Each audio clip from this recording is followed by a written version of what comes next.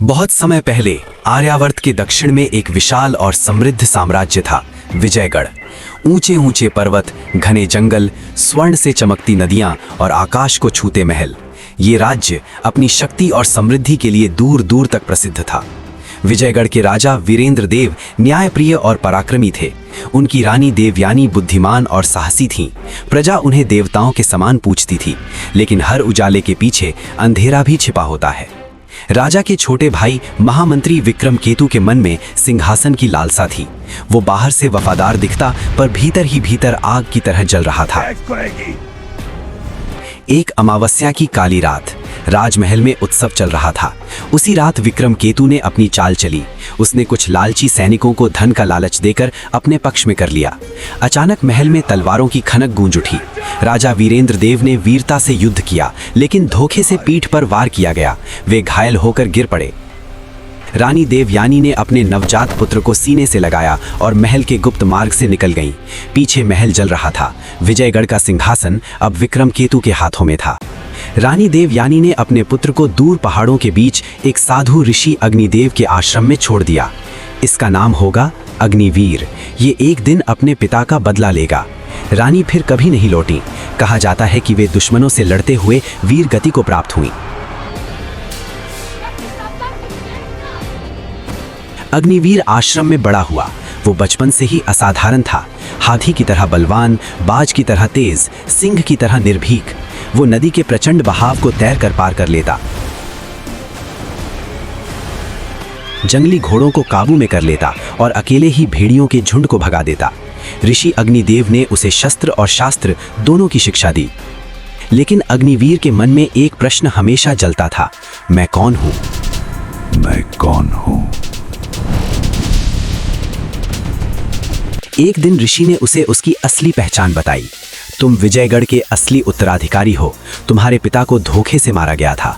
अग्निवीर की आंखों में अग्नि जल उठी। तो अब समय आ गया है न्याय का। उधर विक्रमकेतु अत्याचारी राजा बन चुका था। प्रजा पर भारी कर, निर्दोषों को कारावास और जो विरोध करे उसकी मृत्यु।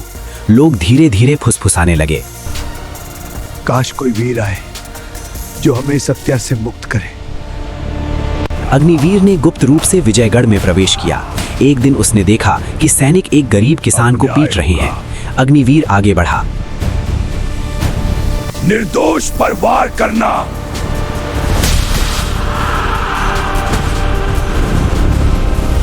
कायरता है। सैनिक हंसे, पर अगले ही क्षण उनकी तलवारें जमीन पर थीं और वे स्वयं धूल चाट रहे थे।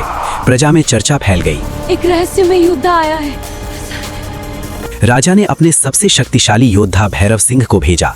भैरव सिंह एक विशाल युद्ध हाथी पर सवार था। युद्ध भूमि में दोनों आमने सामने थे। भैरव सिंह गरजा, तुम्हारा अंत निश्चित है।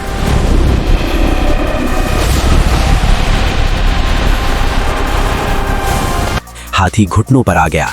भैरव सिंह जमीन पर गिरा और पराजित हुआ। अब पूरा विजयगढ़ जान चुका था, असली शेर लौट आया है।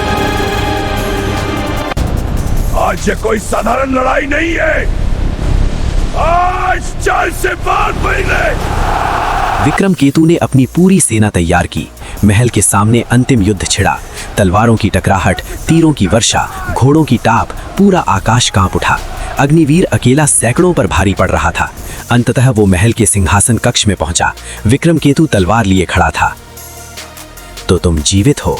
हाँ, और न्याय भी। दोनों में भयंकर युद्ध हुआ। चिंगारियां उड़ रही थीं। आखिरकार अग्निवीर ने अपनी तलवार विक्रमकेतु की तलवार पर इतनी शक्ति से मारी कि वो 2 टुकड़ों में टूट गई। विक्रमकेतु घुटनों पर गिर पड़ा। मुझे क्षमा कर दो, अग्निवीर बोला। क्षमा उसे मिलती है जिसने पश्चाताप किया हो, धोखेबाज को नहीं। और उसी क्षण अत्याचार का अंत हुआ। अग्निवीर का राज्याभिषेक हुआ। प्रजा ने जयकारे लगाए, महाराज अग्निवीर की जय हो।